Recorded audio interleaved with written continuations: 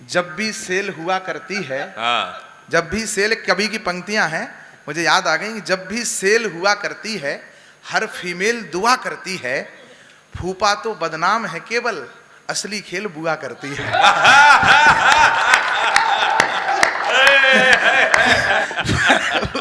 तो बदनाम है केवल असली खेल बुआ खेल का करती है। लखनऊ के एक युवा कवि की पंक्ति है, मैं अभी कुछ दिन पहले सुनी तो मुझे याद आ गई। वाह। वैसे तो 10 मिनट मेरे हो जाएं, मुझे आप सूचित कर दीजिएगा। वैसे तो इस सृष्टि पर दिनमान से बढ़कर कोई नहीं, हाय हाय हाय हाय। पर दिनकर भी कहते हैं हनुमान से बढ़कर कोई नहीं। भाई वाह। बाल समय रवि भक्ष लियो, पर दिनकर भी कहते हैं हनुमान से बढ़कर कोई नहीं। हनुमान जी ने बतलाया सेवा भाव में तपने से सबको सब कुछ मिल सकता है राम राम के जपने से। संसार का अद्वितीय नाम। बेनू भाभी 10 मिनट अब और रुको आप, आंसू तो निकाल दिए, अब रुकेंगे। संसार का अद्वितीय नाम है राम। वाह। इस काल में राम नाम लेना चाहिए, संतों ने कहा है, और मैं 10 मिनट सिर्फ राम नाम लूंगा। क्या बात है। संसार का मंत्र जो अद्वितीय नाम राम, जैसा नाम संसार की किसी भी अन्य भाषा में भी निर्मित नहीं हुआ। केवल हिंदी की बात नहीं है, अन्य भाषा में भी दूसरा संसार में कोई शब्द निर्मित नहीं हुआ जिसकी आवृत्ति बदलने पर सोनू भैया जिसका अर्थ और भाव दोनों बदल जाता हो।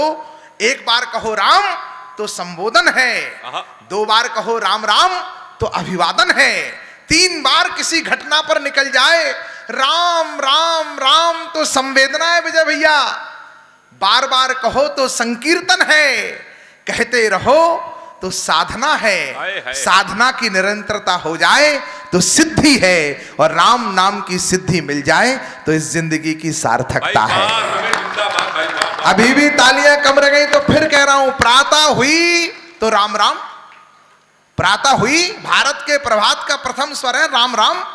उत्साह है बड़ा, जय श्री राम, उमंग आ गई, जय जय श्री राम, उमंग आ गई, जय जय श्री राम, और लज्जा आ गई, हाय राम, कष्ट आ गया, हे राम, दर्द हुआ, ओ राम, कुछ मिल गया तो राम की कृपा, कुछ छिन गया तो राम की इच्छा, और जीवन पूरा हो गया तो राम नाम सत्य। ये राम से राम की यात्रा है जिसमें हमारा और आपका प्रणाम हो।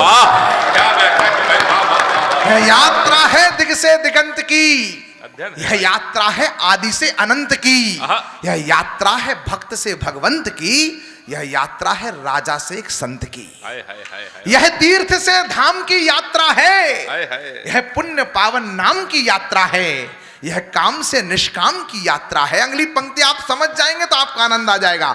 यह काम से निष्काम की यात्रा है, यह राम से श्री राम की यात्रा है, यह राम से श्री राम की यात्रा है, यह राम से श्री राम की यात्रा है। भोपाल स्टेशन पर एक लड़के से जो नवयुगल दंपत्ति जा रहे थे कहीं विवाह के बाद घूमने के लिए, वंदे भारत एक्सप्रेस आने वाली थी। एक महाराज जी स्टेशन पर बैठे बैठे रामचरितमानस पढ़ रहे थे, तो पार्षद जी उन्होंने पूछ लिया, बच्चे वो लड़के ने, विवाह के बाद थोड़ा आदमी ऐसे लगता है, विवाह के बाद एक साइकोलॉजी है मनुष्य की, जिसकी नई नई शादी हुई हो उसको ऐसे लगता है कि इस सृष्टि में मुझसे पहले किसी का विवाह हुआ नहीं था और मेरे बाद किसी का होगा नहीं। वो अपने आप को एक्स्ट्राऑर्डिनरी समझता है। तो उसने महाराज जी से विनोद कर लिया, बोले महाराज जी ये कितनी बार पढ़ी है, क्या कौन सी कहानी पढ़ रहे हो? बोले रामचरितमानस पढ़ रहा हूं। बोले कितनी बार पढ़ी है? बोले 184 बार पढ़ी है। बोले ऐसा क्या लिखा है इसमें कि 184 बार पढ़ ली? बाबा ने कहा कि ऐसा तो बेटा हमें कुछ पता नहीं कि क्या लिखा है, पर क्या नहीं लिखा है ये भी नहीं पता। बात आई गई हो गई, थोड़ी देर बाद वंदे भारत आई, मैं चढ़ गया, मेरा सामान, भाई साहब वो महाराज जी चढ़े, वो भाई साहब चढ़े, भाई साहब की 3 अटैचियां थी वो चढ़ी और अन्य सवारी चढ़ी। इतने में गेट बंद हो गया, भाभी ना चढ़ सकी। तो वो घबरा गए, जो हनीमून पे जा रहा हो उसकी पत्नी स्टेशन छूट जाए, व्याकुलता समझो आप।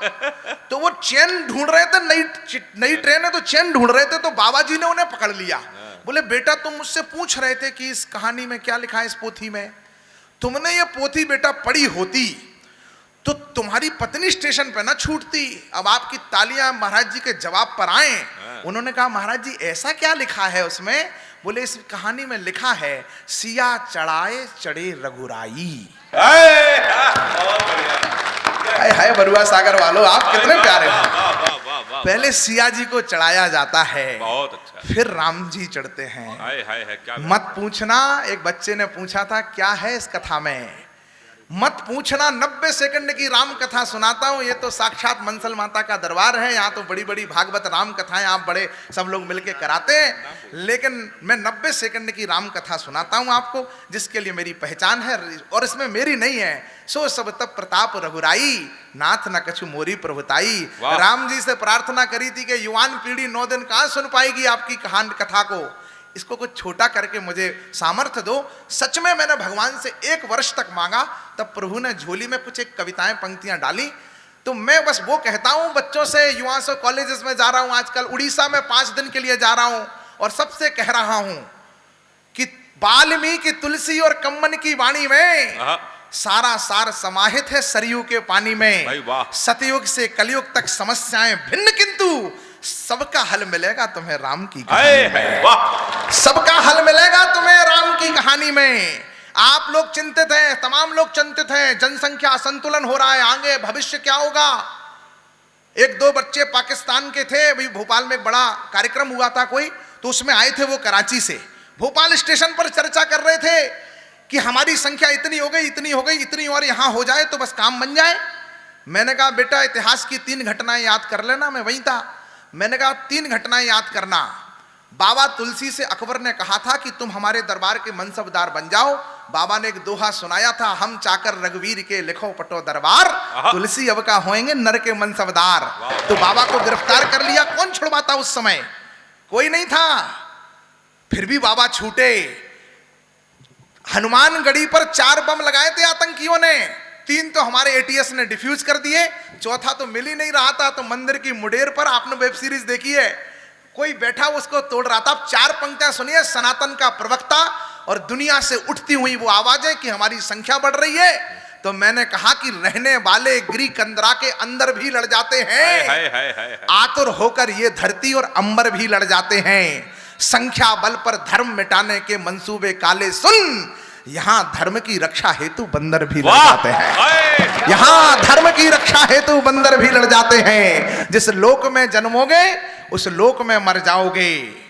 जिस सागर से हम तुम्हें बूंद या कतरा नहीं सिंधु समझते हैं, अर्ध कटा मयंक नहीं पूर्ण इंदु समझते हैं, उनसे डरो जो तुम्हें गैर समझते हो।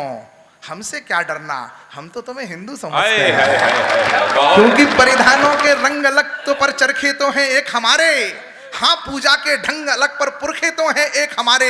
हमें ज्ञात है भटक गए थे आक्रमणों की आंधी में, पर अब लौट चलो अपने घर नहीं मिली आजादी में। कोई फर्क नहीं होगा, तुम राम कहो रहमान कहो, लेकिन पहले साथ हमारे जय जय हिंदुस्तान कहो। लेकिन पहले जैन, क्योंकि किसी भी धर्म की लेकर के शिक्षा से नहीं बना था, प्रयत्न से बना था, वो परीक्षा से नहीं बना था। तलवारों की नोक पर रखकर उसे कुचला गया था। कोई भी मलेच्छ अपनी इच्छा से नहीं बना था, कोई भी मलेच्छ अपनी इच्छा से नहीं बना था। इसलिए कहता हूं डरने की जरूरत नहीं है। जिस लोक में जन्मोगे उस लोक में मर जाओगे। मुझे जैन सिख हिंदू मुसलमान से मोहब्बत है, हिंदी उर्दू संस्कृत हर जुबान से मोहब्बत है। अकेला ही गा रहा हूं वसुदैव कुटुंबकम, मैं हिंदू हूं तो मुझे सारे जहान से मोहब्बत है।